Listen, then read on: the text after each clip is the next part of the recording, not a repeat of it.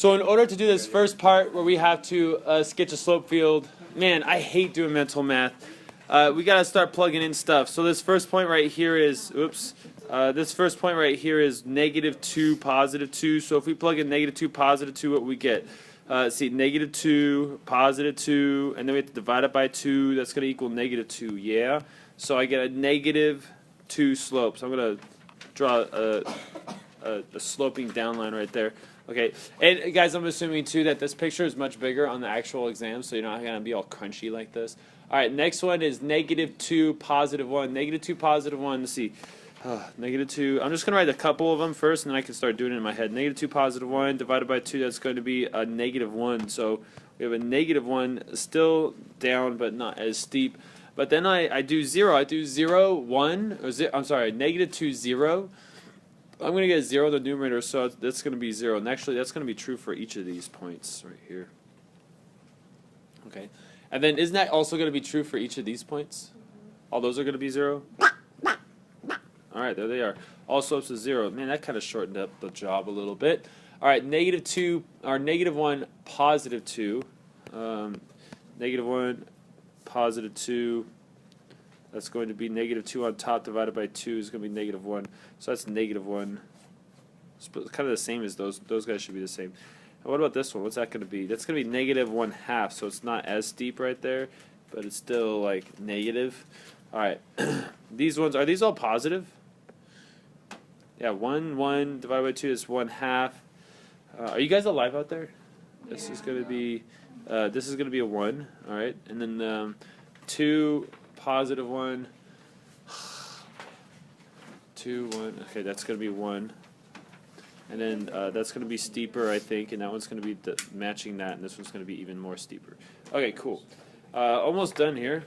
All right, now we just got to do these bottom ones. -2, -1. -2, -1 is going to be +2 divided by 2 is going to be +1. Is that what you guys got too? Just check my arithmetic, please, because I make mistakes very easily. -1, -1, multiply those will be +1/2. So maybe a little less steep. Okay, and then, all right, 1, -1. That's going to be a -1/2, so it's going to be like this. And then 2, -1, that's going to be a -1. And 3, -1 is going to be -3/2, which is whatever like that. All right, there's my slope field. Yay! All right. So, let's do this one. Let f be the function that satisfies the given differential equation. Write an equation for the tangent line to the curve through this point. Then use your tangent line equation to estimate the value of this.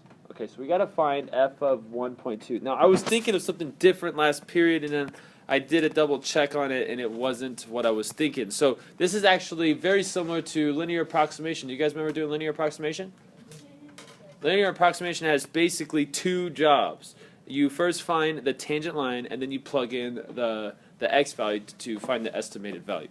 So write an equation for the tangent line to the curve, y equals f of x. Okay, so we don't see that curve right here. This is dy over dx. It's not just y.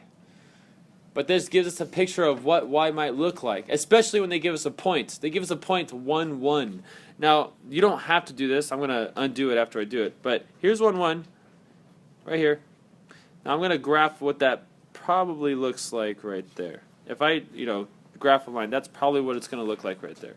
But we don't know exactly what f of x is. But we do know how to make a tangent line right there. Because what do we need to make a tangent line?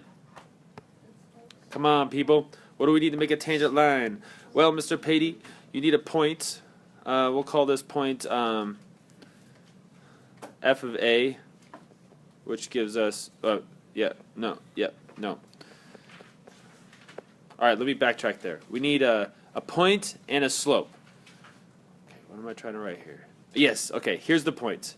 That's what I was trying to write. And here's the slope. Yeah. Okay, so what does the point-slope form look like in calculus? Well, in calculus, you say, well, here, this is algebra. Don't write algebra on your calculus stuff. I think they'll mark you down for it. That's what I heard. All right, so in calculus, it's f of x minus f of a, because that's your y value, equals f prime of a, that's your slope, and then we have x minus a. So the a and the f of a, that's the point you're plugging in, and this is your slope. And so do we have a point? Yes, we do have a point. They just gave it to us. It is, let's just cross it out right here. It is 1, 1. So this is going to be a 1. This is going to be a 1. All right, so now I just need this guy in order to complete my tangent line thingy, doohickey guy. Do we know the slope at 1, 1? That's what this is. Do we know the slope at 1? Come on. You guys know what this is right here? That's f prime. Yeah, we could say this is f prime, but you can't write it with an f because it's not a function. But this is y prime. This is dy over dx gives us a slope. So what is a slope at 1, 1? Yeah, 1/2. So I'm going to put in 1/2 right there. So 1/2. So let's clean it up. We have y minus 1 equals 1/2, and then we have x minus 1. All right, so we're estimating the value at 1.2, so we got to plug 1.2 into this doggy right here. So I plug in 1.2. What is 1.2 minus 1? Oh, because that's what they told me to plug in. It says, use your tangent line equation to estimate the value of 1.2. So I'm going to use it to estimate the value of 1.2 by plugging it in. So I plug it in. And 1.2 minus 1 is going to be 0.2. Y minus 1. I'm going to have to add 1 to this side. So let's see. What is 1/2 of 0.2? Is that 0.1? Yeah. So we got 0.1 plus 1, which equals 1.1. That is the estimated value, 1.1. C, find the particular solution, okay, here it is, to differential equation with the initial condition. All right, it gives us initial condition, 1, 1. Use your solution to find, wait, so now we're going to find the exact one. Let me guess, is the last one going to be an error thing? Compare estimate found, yeah, so it's going to be like an error thing. All right, whatever, I can do the error thing. Okay, so this is where remember the separable stuff that we did? We had to get all the y values on one side, all the x values on the other side. We're going to try to find the original function, the f of x, not the derivative. This is the derivative. The differential equation is the derivative, f prime. We've got to find f. So let's get all the x values on one side. Let's put the dx over here. And then, let's see, how do we get rid of this y? I suppose we could divide both sides by y, right? So it'd be 1 over y dy equals x over 2. Let's say 1/2 x. Oh yeah, I like that. 1/2 x dx. So now the x is all by himself. I probably would have written this y with a -1 power. Do you guys remember what to do next? Antiderivative time. Oh, that one's ugly. Okay, that one's slightly better. All right, so this is good. Ooh, do you guys know what that is? What is the antiderivative of y to the -1 power? Natural log of y? Yeah, that's the natural log of y. You should notice that problem right away after you try to do it. So it should be natural log of y, and we're going to do the absolute value of it because we want to state that we cannot plug in a negative number into the natural log. And over here, we're going to go plus 1 to our exponent, so it's going to be x to the 2nd power, and then we're going to divide it by 2, so it's going to be 1/4. And there's your plus c. Okay, so y is not solved for, so now what we're going to do is we're going to raise both sides to the base of e. So that big thing is now a ginormous exponent, and these guys cancel out because if they have the same bases and their inverses, they cancel out. So we have y equals e. Whoops.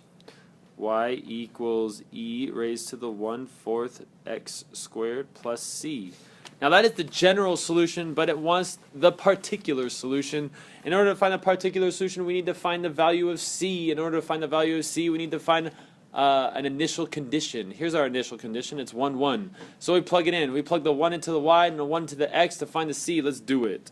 All right, so we got 1 equals e to the 1/4 times 1 raised to the 2nd power plus c. Let's find that c. See, that would just be 1/4, so you don't matter anymore. And you equal 1. What would you have to raise e to equal 1? I mean, just think about that. There is a long drawn out process in order to solve this, but you guys can just look at this. E raised to what power would give you 1? 0. This would have to be a 0 right here. So what would C have to be in order to make this 0? Someone please say the answer. Okay, -1/4, thank you. All right, so that means our particular solution is y equals 1/4 times x to the second power minus 1/4. Oops, where'd my e go? There he is. That's our particular solution. Man, it's already been 10.5 minutes, and we still have one more question. Let's pause and ask for any questions. You guys have questions? All right, here. So your question is this. How do you get that? So we can rewrite this. And I probably should have done this. I should have taken that 2 out and said 1/2 xy. And so this is 1/2 xy. And I suppose it's a lot easier to see like that now. If I divide both sides by y or multiply by 1/y, then that's how I get that. Make sense? Yeah. Good question. Thank you for that. Okay. Oh, another one. Go ahead. Okay, that was a good question. I'm going to repeat it. Sorry. Where these absolute value bars go, they don't matter anymore. And that's because right here the y is inside the logarithm. And we have to make sure that there are absolute values right there because you can't have negatives inside of it. So whenever you have an unknown number in there, you want to put the absolute value bars. But because we raise both sides to e, and then even look at our result right here, this is not going to be negative. It's not going to be negative. So it doesn't matter. Those absolute value bars don't matter anymore. All right. What is your estimate from... Oh, wait. Oh, dang. Oh, wait, we just did... That's only C. There's actually 2 questions left. Oh, this is horrible. All right, this is not a true FRQ, guys. There's way too many questions here for it to be a true FRQ. I believe. All right, it says find a particular solution and then use your solution to find f of 1.2. So I got to plug in 1.2 to this to get my answer. Let's use a calculator. Yeah, you have to. All right, so go ahead and use a calculator. Plug that in. And you guys got the calculators. I don't have one in my hand right now, so if you can get that answer for me and tell me what it is, that'd be fantabulous. Don't forget to square the 1.2. I got a 1.116. 1.116? 1.11, and we need to do at least 3 decimal places. So 2 1s? Yeah, 2116. So at least 3 decimal places would be sufficient. Now, let's compare that guy to this guy. Pretty accurate? Pretty accurate? Yeah? All right, so use your solution to find out. Okay, now D says do the comparison. All right, so how do we do that? So let's see. All right, to do our comparison, let's compare your estimate of this found in part B to the actual value of that found in part... Hey, what the heck? What's the next? Okay, all right, so... Here is the actual one, and here is the estimate. If I compare those two, they're pretty close, right? They're only 0.016, what was that, thousandths off. So I'm just going to show a little bit of comparison action here. I'm going to take this and subtract, and I'm going to say actual. You have a 1.5%. And then this is estimate. Oh, what? Wait, what'd you get? 1.5% error. Okay, so we got this. Okay, and so you take this difference right here and divide it. This is the error. Divide it by the actual to find the percent. So 0.016, and then divide this by the 1.116. What'd you get, Carlos? I got 1.5. 1.5? Yeah. 1? But I multiplied it by... Oh, no. I multiplied it by 100 after. So 0.0414? Oh, so 0.014? 0.014 like that? So it's 1 point, and then that's where you got 1.5 because you rounded it up. So that's our error. I didn't say find error, but by doing this, I'm showing I'm comparing it. I'm curious if the answer has the error in it. All right, E. Was your estimate from part B an underestimate or overestimate? Oh, that was really easy. That is an underestimate. Use your slope field to explain why. Ah, poop. Okay. How do we use the slope field to explain why this is an underestimate? I guess I would do this. Okay, at 1, 1, our slope is right here. And if you guys imagine this, so this tangent line, the tangent line would be like this. Right, it's a straight line. Okay, why would this be an underestimate? Why would this be an underestimate? Look at the line. The actual line goes up right here, right? So the slope field tells me right after 1.2, the slope increases and the actual line goes up. Okay. Now remember, a tangent line can give us accurate estimates when we're really close to the A. The A is what we use to find our tangent line, and our A in this case was 1, right? Okay, so if we're really close to A, then it gives us an accurate estimate. If I go way far away from A, then it's not going to be an accurate estimate because the actual line looks like it goes more like this. It just shoots up because of these slopes right here. You guys see that? So I would say something like this. I'm not going to write it. I'm just going to say it. What is our estimate from part B? An underestimate, overestimate? Well, it's an underestimate, and I can tell it's an underestimate by looking at the slope field because after x equals 1, the slope increases dramatically. And so I know that the tangent line is underneath the curve. Ooh, I think that's the key right there. The tangent line is underneath the curve.